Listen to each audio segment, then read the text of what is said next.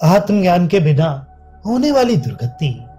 हम इस शरीर में रहते हुए ही यदि उसे जान लेते हैं तो कृतार्थ हो गए, यदि उसे नहीं जाना तो बड़ी हानि है।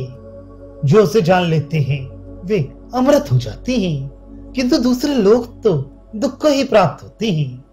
यही इस अनेकों अनर्थपूर्ण शरीर में रहते हुए ही अर्थात अज्ञान रूप दीर्घ निद्रा से मोहित रहते हुए ही किसी प्रकार यदि हम उस ब्रह्म तत्व को प्रकरण प्राप्त इस ब्रह्म को आत्मभाव से जान लें तब तो अहो हम कृतार्थ हो गए, ऐसा इसका अभिप्राय है।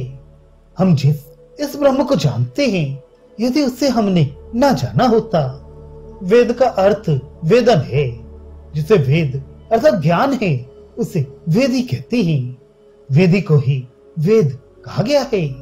जो वेद ना हो वह अवेदी है, तो इससे मैं अवेदी हो जाता।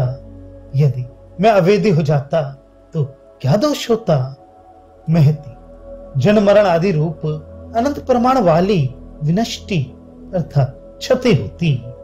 तात्पर्य है कि हमने जो अद्वैत ब्रह्म तत्व को जान लिया है, इससे हम इस महान विनाश से मुक्त हो गए हैं। जिस प्रकार ब्रह्म को जानकर हम इस विनाश से सम्यक प्रकार से मुक्त हो गए हैं, इसी प्रकार जो उसे जानते हैं वे अमृत हो जाते हैं, किंतु जो उसे इस प्रकार नहीं जानते वे इतर अर्थात ब्रह्मवेत्ताओं से भिन्न अन्य लोग अर्थात अब्रह्मवेत्ता जन्म मरण आदि रूप दुख को ही प्राप्त होती हैं।